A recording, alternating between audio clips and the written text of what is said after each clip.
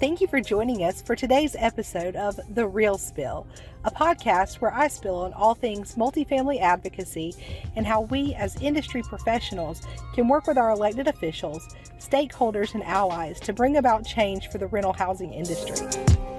My guests are subject matter experts whose unique perspectives will help listeners understand how the issues impact them. Let's get into The Real Spill. Hello, everyone, and welcome to today's episode of The Real Spill here on the Multifamily Media Network. And with me today is my longtime friend and industry colleague, Monica Begg. Welcome, Monica. Thank you, Katie. How are you today? I am excellent. And we're recording on Christmas Eve's Eve. That's right. Yeah. So doing well. I think I'm about ready for Christmas. Pretty much got the shopping done. It's coming down to the wire. What about you? You know, I do a grandchildren Christmas the weekend prior to Christmas every year because, I have 7 grandchildren and that's a lot. And so we started years ago when the 2 oldest ones were little doing grandchildren Christmas.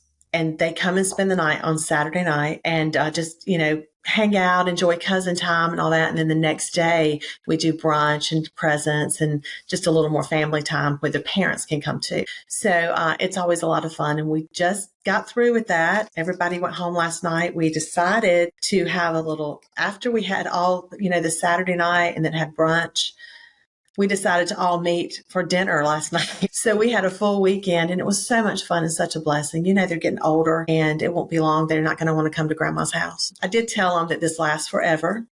Yes. So we'll see what happens there. But I was really, really happy and very blessed to have everyone.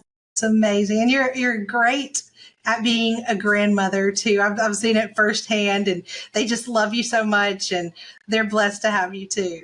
Thank you. I think I'm definitely more blessed though, but thank you.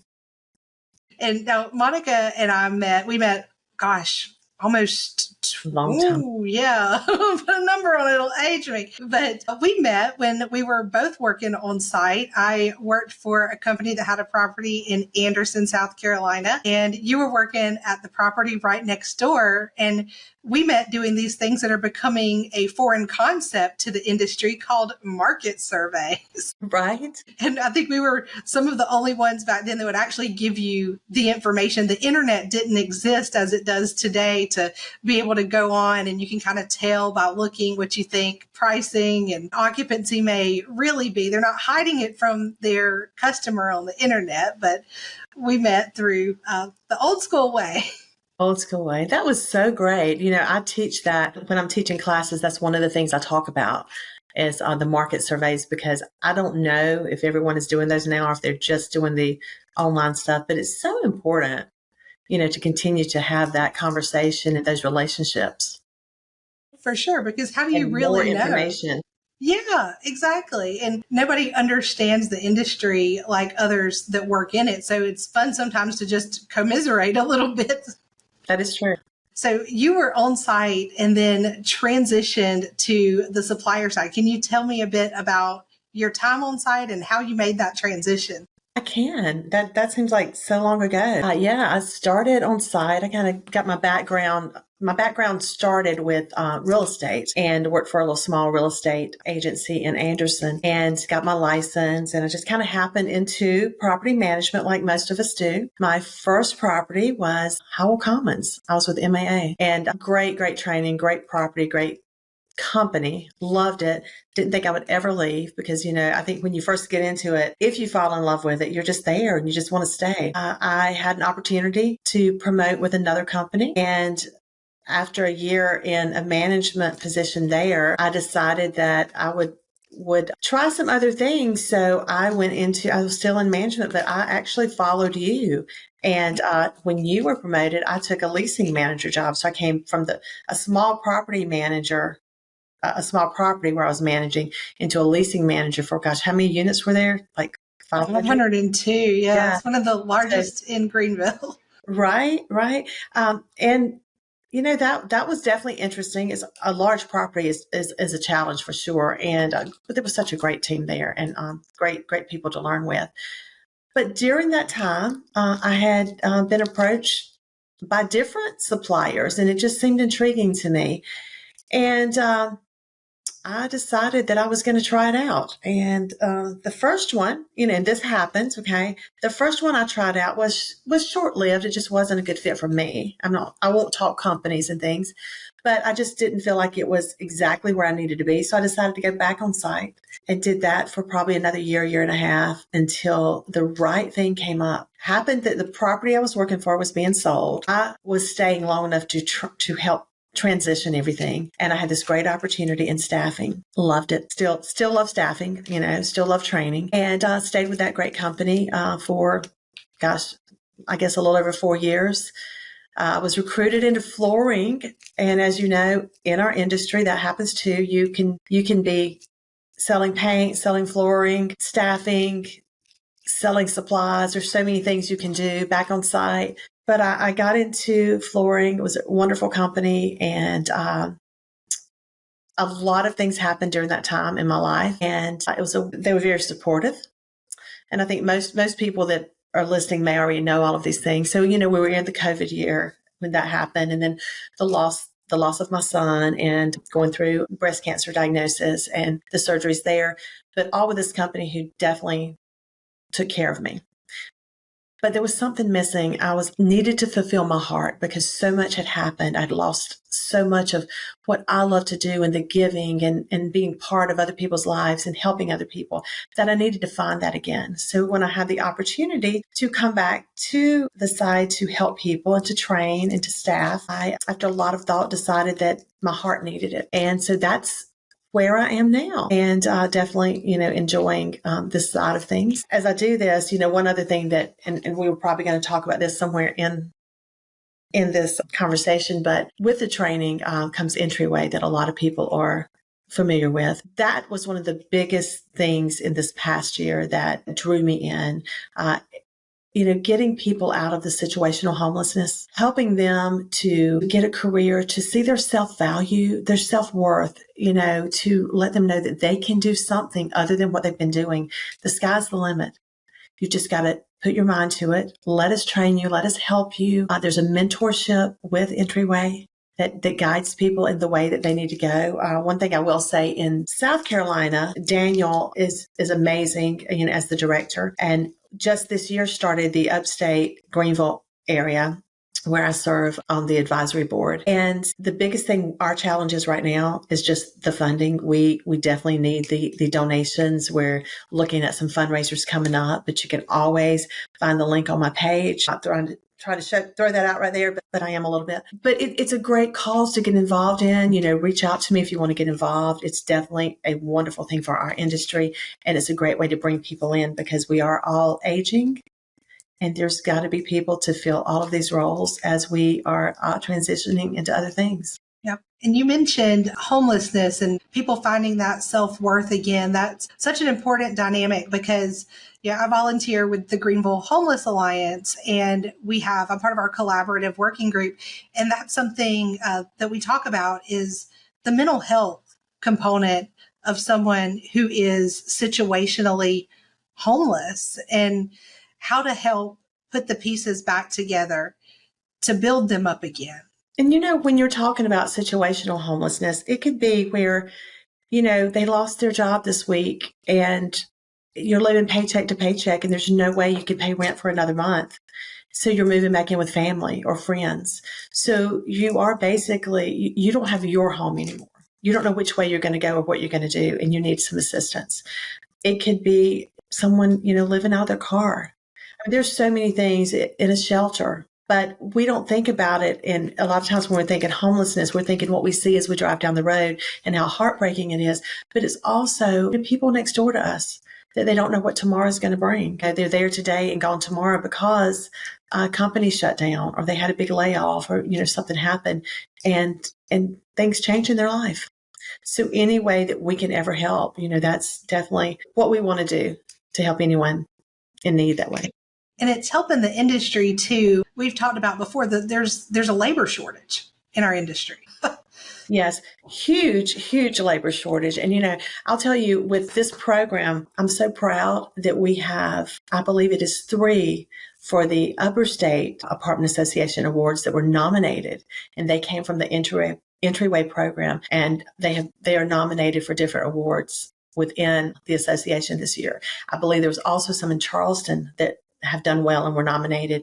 But whether they were nominated or not, the number of people that have been put to work, have been given housing, been given a mentor to help them through the next year is just amazing. And we had a class last week with 17 people that came through the Homeless Alliance, through, I believe, Safe Harbor, different organizations that Entryway is working hand in hand with that got them into the class. And it was a collaborative with the Upper State Apartment Association workforce program. It was definitely a beautiful thing to see.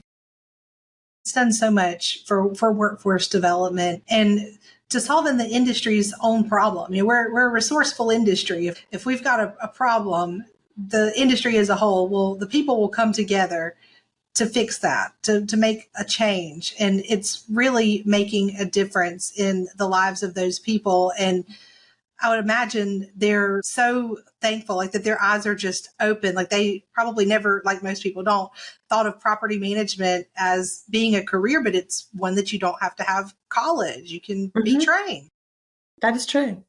That is true. There are a lot of people in our industry that are in some top tier positions that don't have that college degree, that have received their education through training in the apartment industry, in the multifamily industry. And there's some great training here, a lot of designations and just in general training that will help you advance your career. And these people have had this great opportunity, and we all have that great opportunity. I'll even speak on me getting into the business, which we were just talking about. Pay your own way. It's okay. If when you get to a point that you don't have to, and that's wonderful that you have a company, that will take care of it for you. But if it means getting ahead and you can pay for one of the classes to go to, $50 or whatever it may be to help you, then pay your way and go. The networking you get there, the education you get from the class, and not only from the class, but from the people you meet that you'll continue to network with is just invaluable. It's like making an investment in yourself. Absolutely. You definitely have to invest in yourself. And, today there's so many job openings and there are so many people that are like, they leave the jobs open so long when they could take some of the people, from Entryway that have been trained. You look at it, Sherm says it's about an average of 44 days to fill a position. And if you're looking at just an average apartment community and the rate they pay there and going without someone for that many days, I mean, a minimum of $2,000 loss where you think you're saving money, but you're really not, because, you've got your other staff that are stressed. They're doing two jobs, or maybe like they can handle it, but they're so stressed that they're actually looking for other work. And thank goodness you finally hire somebody in time before they leave, but you never know when that's going to happen. And is it worth putting all that stress on your employees? Is the productivity going to be less because they're stressed? And there are opportunities, whether it be through, running an ad and hiring someone, or going through, one of the programs that help people.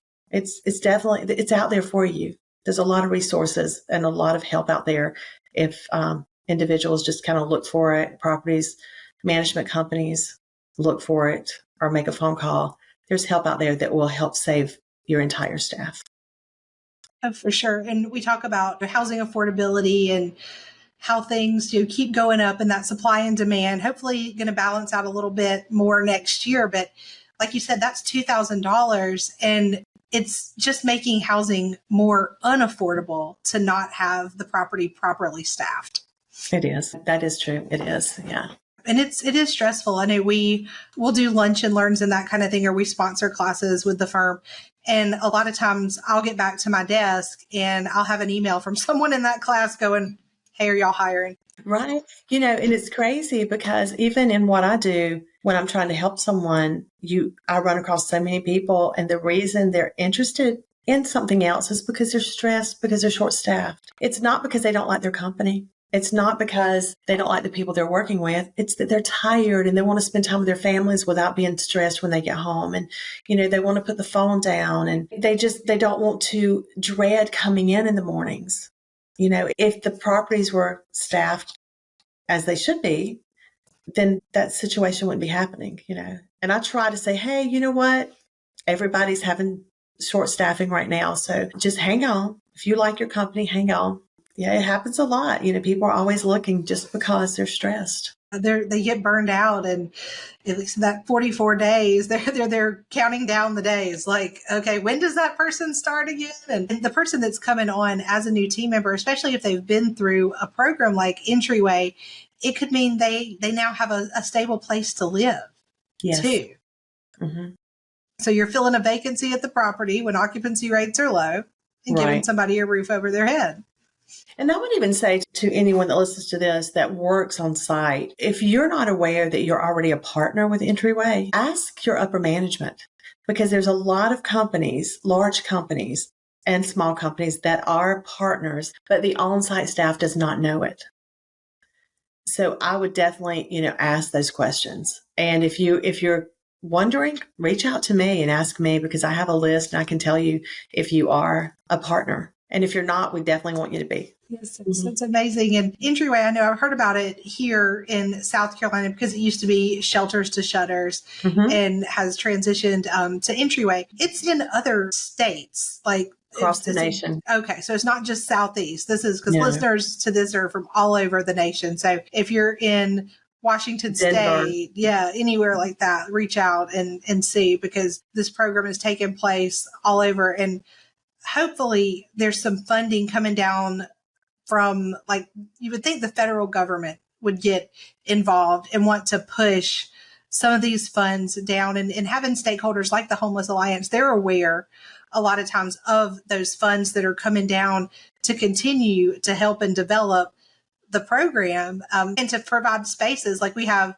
at Upper State. We have the education center, the L&B Education Center. But if you don't have that in your area, got to find a place to host the classes and find the people to come in, the experts on the subject matter to come in and actually teach. And so I would think that if we do have those subject matter experts all over the nation, they should reach out to their local affiliate and say, hey, how do we get this started at our affiliate? That's true. Yes. I feel like it was an easy transition. And one of the things, like, of course, I'm passionate about government affairs and all that, and that's the long game. But this kind of stuff is almost instantly changing someone's life, instantly making a difference in the industry, not just a small ripple, which it's doing, but instantly you have that person that can go through the program and finish it with a job. I'm thinking of one in particular right now that just touches my heart when I think of her. But she moved across the state to be in a better place for herself, went through the class, did some, temporary work. It was still through Entryway, but for a while, until this property just said, we want her. She's amazing. But it's the attitude, because, you can't teach that. No.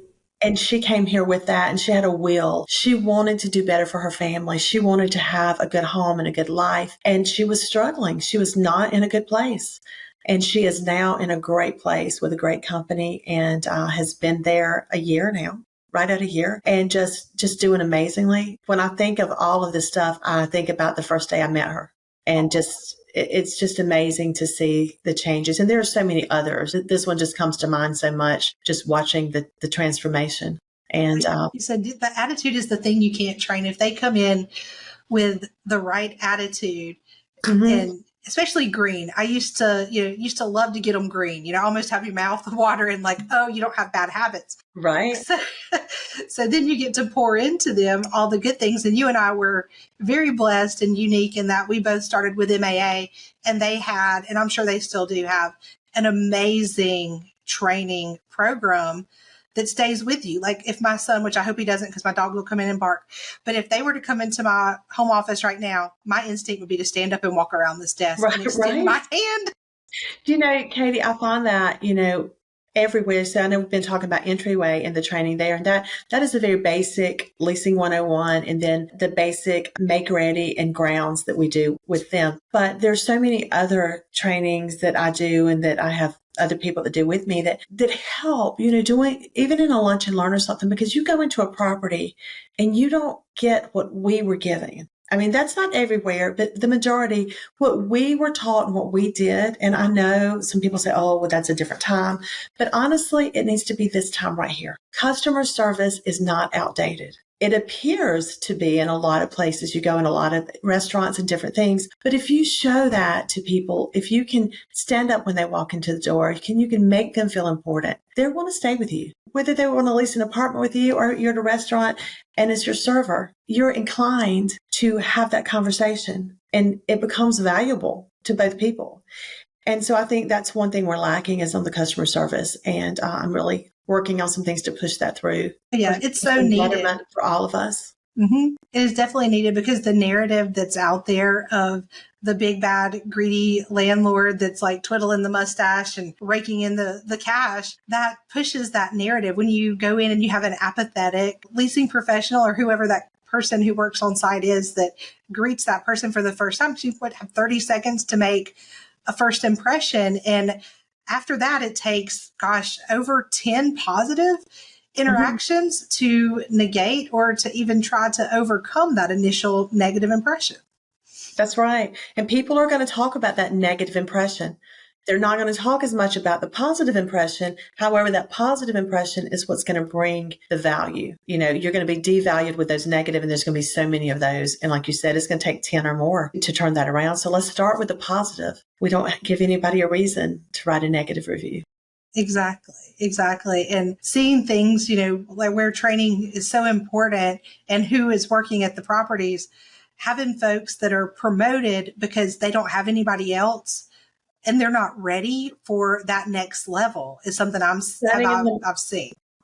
Yeah, it's setting them up for failure. And in the moment, it may seem like the right choice because we don't have anybody else and you have been loyal and you are learning and you are doing this and we're going to coach you. But for the long game, it's not working, and I see it all the time. And it really hurts my heart for the people in the position because they are doing what they know. They're doing the best they can.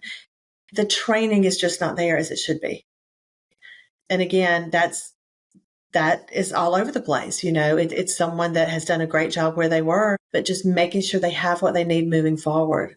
And we're all like rush, and we want to make those numbers and get that occupancy up. And if you've got your core where it needs to be, everything else is going to fall in place.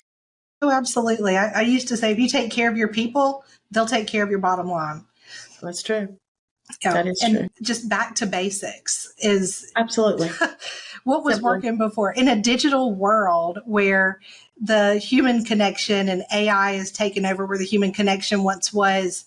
It's not necessarily a good thing for the industry because it loses the heart of being, landlords is an outdated term. We try to use housing providers now, but we're America's housing providers. And that was one thing. That's one of the things I miss about being on site is having those connections with people that were firsthand because so much now the interactions, even via email, you could just tell like that folks could use some back to basics and probably to no fault of their own. They were thrown some keys and a few passwords and sometimes told, hey, figure it out. And that's what they're doing. They're focusing on just the need at hand and running the asset and not on the long term of employee development and having a mentorship program within their company and just having those regular touch points. And I'm sure with Entryway, there's mentorships and there's touch points after they get into their position.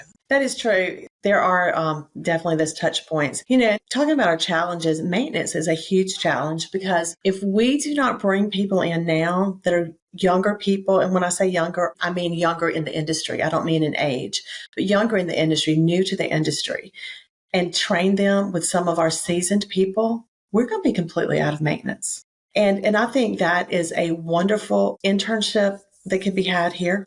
We have, I work in some schools. I've been working with several schools and they offer in their career development centers, they're offering electrical and plumbing and even HVAC, the basics of things that would allow for those internships. And you can bring someone right in and they can still go to college and get their degree because you can get a degree, they may want an electrical engineering degree or something. and their career could still be in multifamily. And so I'm not trying to take away from that, but there's so many that can't or that will not be going to college. Bring them in so that they can make some good money and support their families. Teach them a career. And that's a lot of the way we bring people in and talk to them about just their skill set, what they've done, whether it was a job or at home or with family. What have they done before? What is their knowledge of certain things? And then pair them with the right person so that they can get the training that they need.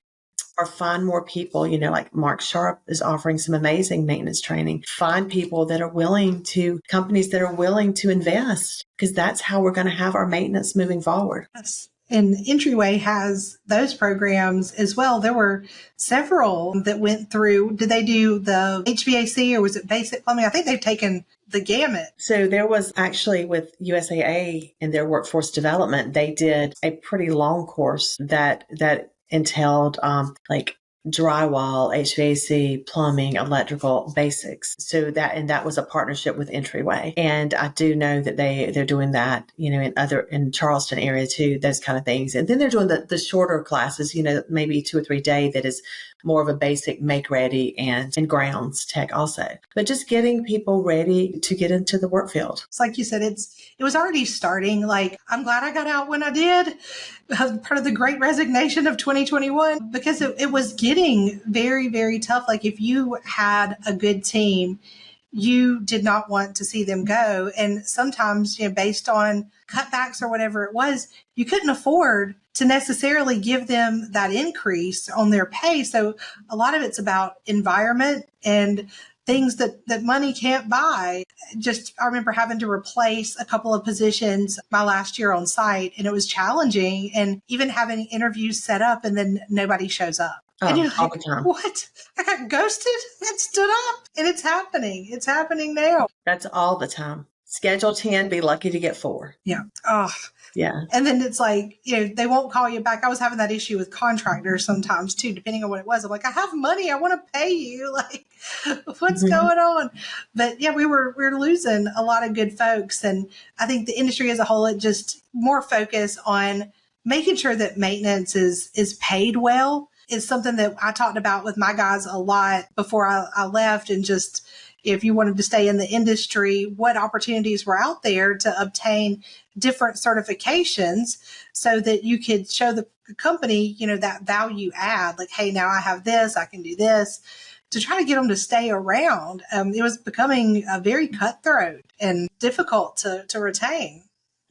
The salaries for maintenance are really still it's a very wide range. And, that started quite a few years ago when some companies from other areas came to the East Coast, and they were used to paying higher. Then suddenly the standard is higher. And now everybody still wants a little bit more, which we all do. We all want a little bit more, right? So what I'm seeing out there now, if you've got your certifications, and when I don't mean just a card, I mean the knowledge that goes with whatever certification you have, then you can negotiate. But you need to have that. You need to have more than just, I have my EPA certification or I have my CPA. You need to have knowledge that goes along with that, and an understanding for maintenance, an understanding of HVAC, not just I took a class, because you can take a class. I probably wouldn't pass it at USAA, but you could go take that class there and you could pass it. But having the working knowledge and being able to have that conversation with whoever's interviewing you can help you to make the money you want, because there is great money to be made. But you can't negotiate and think you can leave a job where you're making a decent wage to go somewhere where you hear they're making more, but you're not ready because you're not prepared for it. You don't really have an understanding of the certifications that you're holding. I just ask that you educate yourself.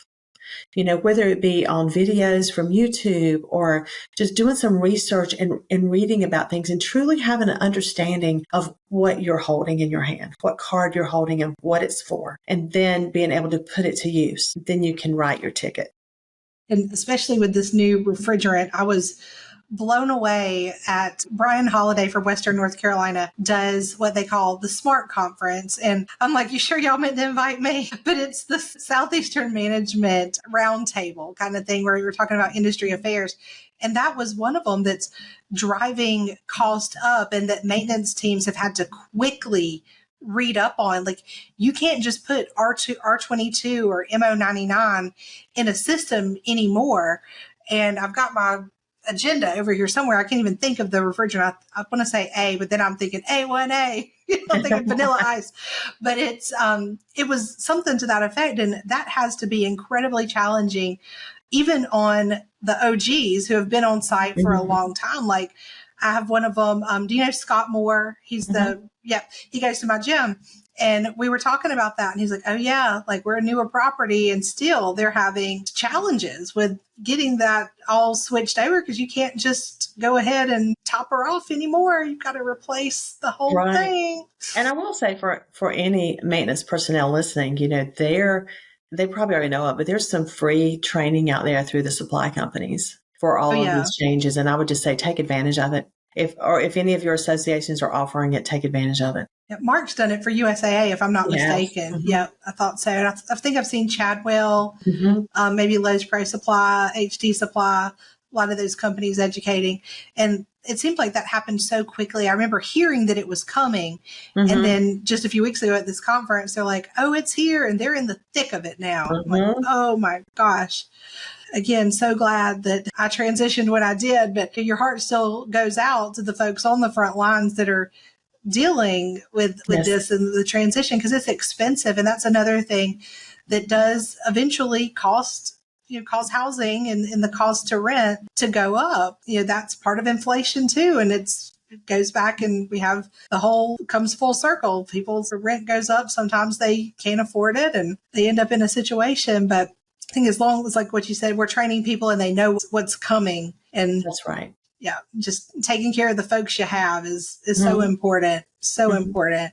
Taking advantage of the education that's offered throughout your associations. I mean, I can't speak highly enough of that. Take advantage of all the education that's offered out there, whether it be on the maintenance side, on the office side, because we are all going to need as much of that as we can get as we are growing. I would say pay for your people to go. If it's not being paid for, people invest in yourself. Get the training you need. And I think it's a good segue to talk about, we're running into our third year as chairs of separate, different South Carolina Association committees. And we have our education conference coming up next year. And you're the education chair, which is a great opportunity to tell folks a little bit about our conference and that. Come, send your people. Yes.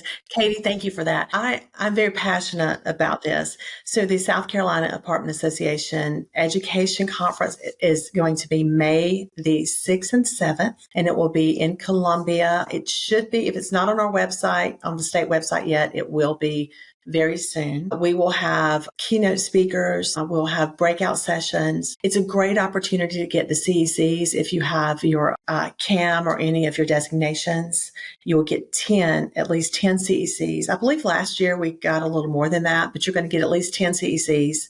It's $209, which is a very minimal cost for the number of speakers and the education opportunities that you'll have. There will be a lunch on both days provided. There will be breakfast on both days, which is like a continental type breakfast. There'll be snacks during break time that's provided. And I believe we'll have one happy hour Monday afternoon after it's over. But just getting out there, being able to listen to some of the top people in our industry talk about inspirational things, talk about education. I think we're going to have some of our attorneys talk about legal issues and lease issues. We're going to have someone, talking maintenance. We will do an AI session.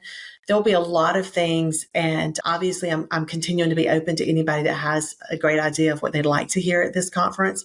It's really going to be great. Every year we're trying to grow, and we have each year grown more. So we've set another goal for this year. I urge you to go ahead and once registration is open, register your teams for it. It's a great time to have your team building. It's also a great time if you're looking at having a manager's meeting, come a day early, have it in Columbia. Have it while you're there. Have it the second, we finish up in the afternoon of the 7th, stay over and have your manager's meeting while you're all together. It's a great opportunity to bring in maintenance personnel that don't get to go to a lot of things, because you're also going to have great things for them. It's just a wonderful opportunity. Suppliers alike. There will be a trade show. an exhibition that you will be allowed. You can register for that and have a designated time that the booths are open for everyone to come through and visit. It's just going to be a great time. It's been wonderful each year, and Donald and Donna do so much work, and all of the other committees come together, and we stuff the bags and we get the tables ready, we get everything ready, and it just ends up being a wonderful event. And I would really love to see so many more people come this year. It just gets better and better every year. And like I said, still a call for speakers and topics. If there's something and there's a speaker out there that is interested, run it by. Yes. We have one more week, and we've made some decisions, but we'll be trying to make our final decisions. So this will be like the final call that you're hearing right now, final call for speakers. Reach out to me.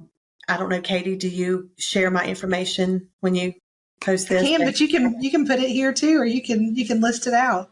Okay. Well, Monica at legacyaptstaffing.com or 864-386-9002.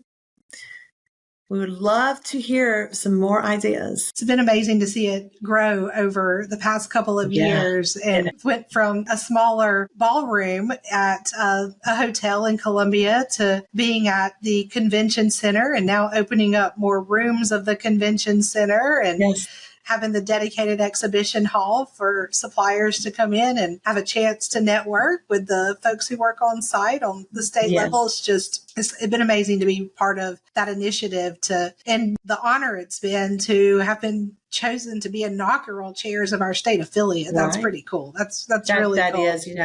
That is, that has been wonderful. And to learn that the focus is the conference for the education chair. And that is, we've been putting our time in the last couple of months, and we'll be working full force through the conference. And anyone that wants to join on any of our committees, reach out to either of us. We would love to have the extra people. Absolutely. And needing folks too, that there will come a time where it'll be time to pass the baton, and it's needing to have those engaged, consistent committee members, because I'm always looking for a mentor or a mentee rather. I'm always looking to mentor someone to be able to take it over one day. We'll set the foundation and have those folks ready to pass the baton when it's their turn. And we have our Hall of Fame induction, and this year they've chosen to do a task force, which I think will be helpful in kind of taking more of the pressure of that off of the respective committees and off of our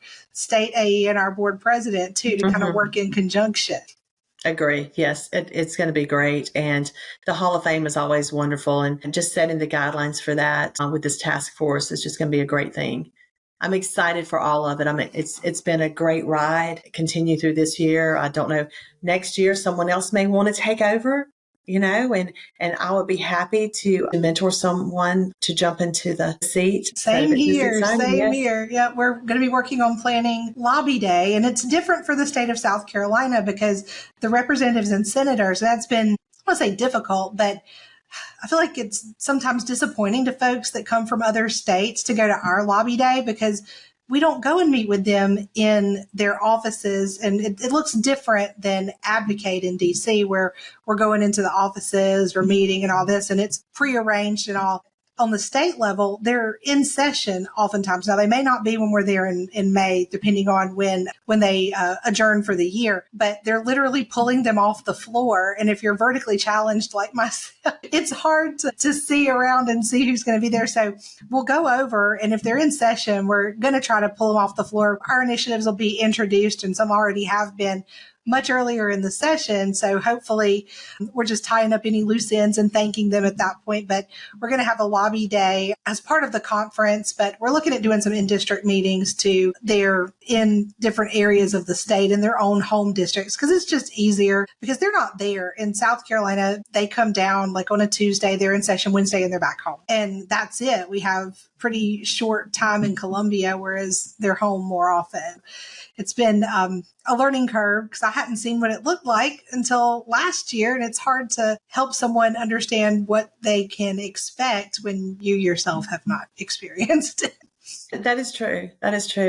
And, just talking about these committees, I will say whether it's your local or your state association, serve on a committee. It's easy for all of us to talk about, gosh, they should do this, or we wish this happened, or why didn't this happen? But let your voice be heard. Serve on a committee and talk about it. Maybe you'll realize serving on that committee that the reason it didn't happen a certain way is because logistically it could not. But maybe it's because no one thought about it your way. Your voice is very important. Absolutely. And you've served all the way from committee chair up to board president of Upper State, even as a supplier. How was that experience? That was a great experience. And I think there's been 3 supplier presidents. And I was the second one, and it was definitely a wonderful experience. Now, the thing I will say is that I had the on-site experience. I had, more than 5 years on site when I did serve in the role as president of the Upper State Apartment Association.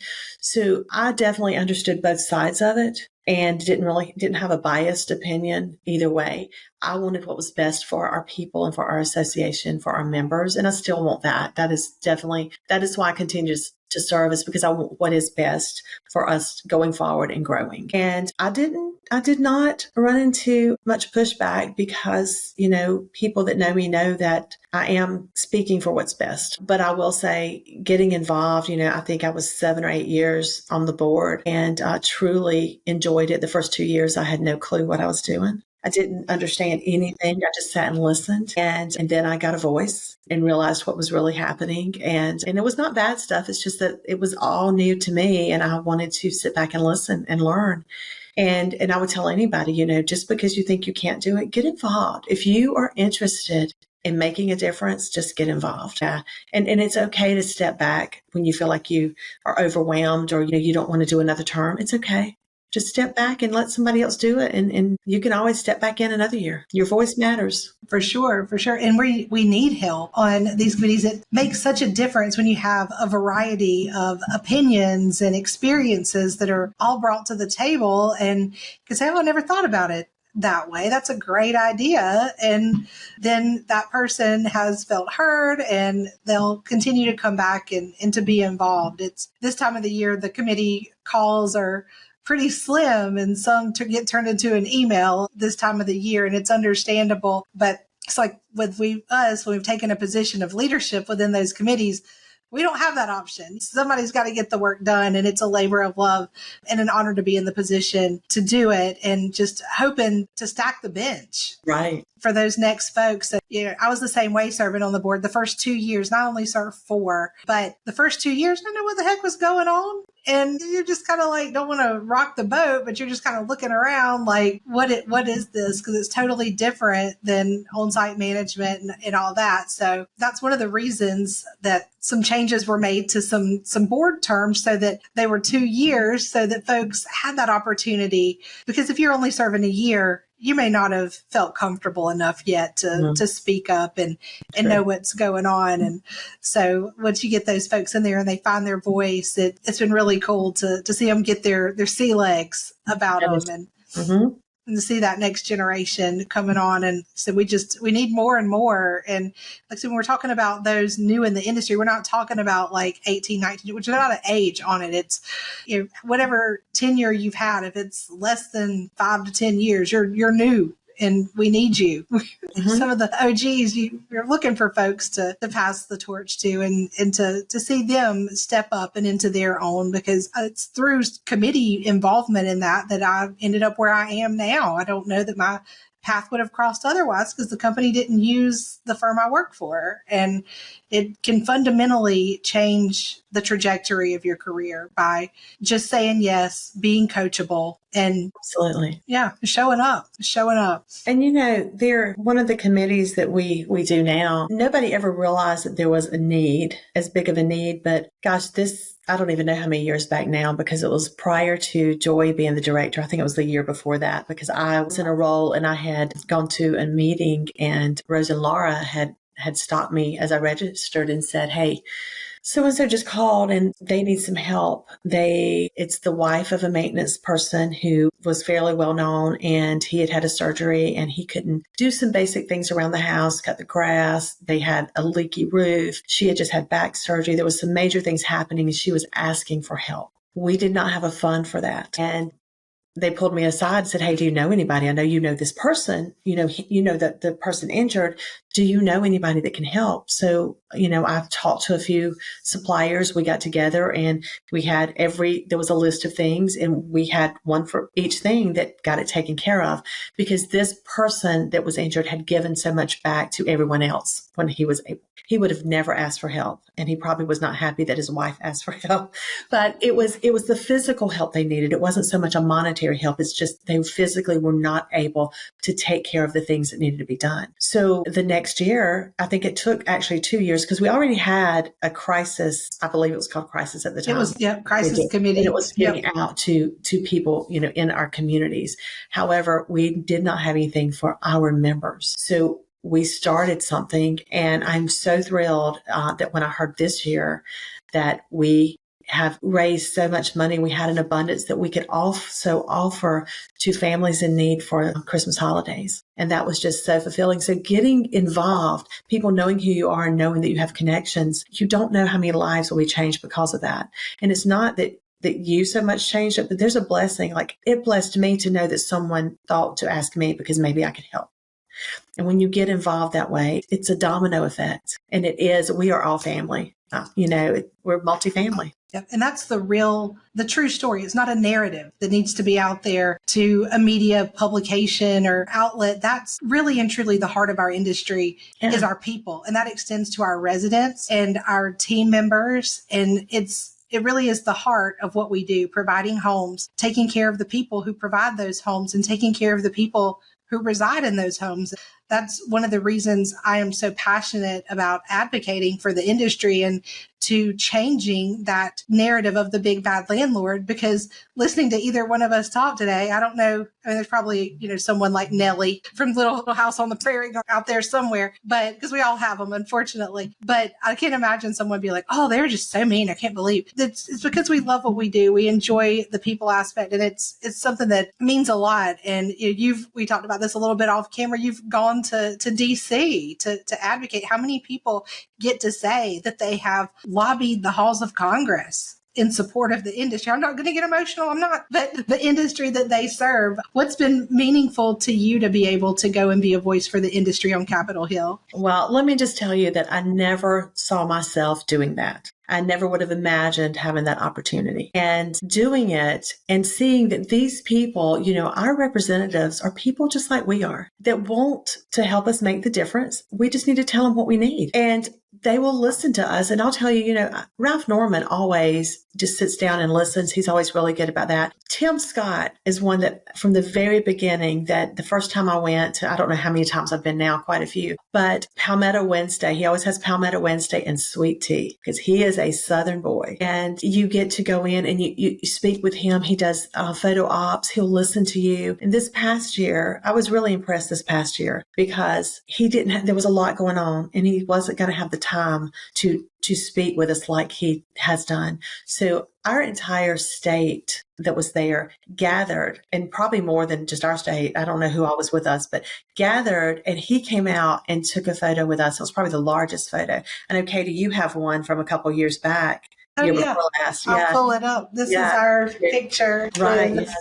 And it is just so wonderful. He takes the time to do that and to listen to our needs. He gets back with you. If you want to talk to him about something, you want to send an email, they do get back with you and let you know something that they can support or not. The great thing is that there's always someone in the group that is the voice. So don't be nervous. You don't have to be the one to speak. There is someone that will speak for us, and we can just sit there and smile. Absolutely. And a lot of times that's Victoria Cowart down there in Charleston, who's, she's the chair of the Berkeley County Republican Party. They know her there, and she does amazing. And I love for our new folks to come in and listen to her, because they look to me like I look to her. And a few of them pulled me aside afterwards, like, "Why didn't you speak up?" I said, "Oh, when Victoria speaks up, I know my place." Okay. And so when she speaks up on those issues, she is so intimately familiar with even the minutia that she can have just more than surface level conversation. And